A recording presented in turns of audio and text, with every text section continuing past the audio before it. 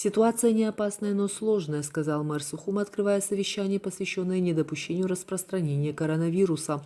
Беслан Ишба заметил, что есть мнение жителей столицы, которые отмечают сбои в работе медучреждений и процессе тестирования населения.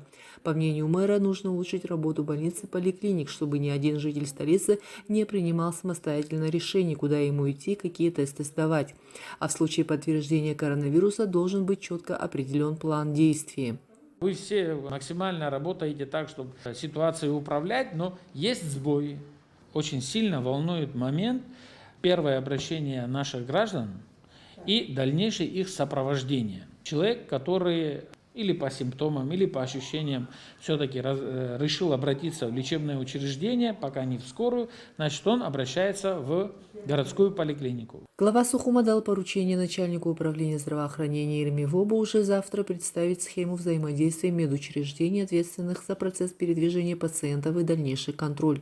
На сегодняшний день городская поликлиника не только принимает пациентов, но и по телефону консультирует граждан, как действовать и куда обращаться, а в случае надобности за ним присылают медиков, которые отвезут их на обследование или же на месте забирают тесты. Мы как-то вот вышли на такую вот прямую линию, нам легче стало работать. На определенную. Да, мы знаем, что куда послать, как послать, дополнительные методы обследовать. Каждый день с Аллой Ивановной на телефоне. Мэр интересовался готовностью городской клинической больницы к приему пациентов. Заместитель главврача больницы Алина Хагба проинформировала, что врачи готовы к работе.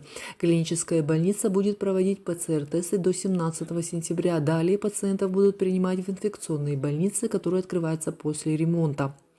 Ирма Воба проинформировала, что все медучреждения столицы обеспечены всеми необходимыми антисептиками, перчатками, масками, средствами индивидуальной защиты персонала.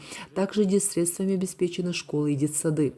По обработке средств, антисептики пока у нас есть, это все хватает. Беслан Ишба отметил, что есть случаи, когда учителя самоизолировались, ссылаясь на контакты с больными ковид, а дома занимаются с детьми, которых родители не пускают в школу. Он поручил начальнику управления образования Станди Таркил взять под контроль подобные случаи. Проверить, тот или иной преподаватель, контактировал он, не контактировал, сдавал, не сдавал анализы и так далее. Что касается детей, постоянно мониторит ситуацию. Постоянно мониторит ситуацию и с детской поликлиникой на связь.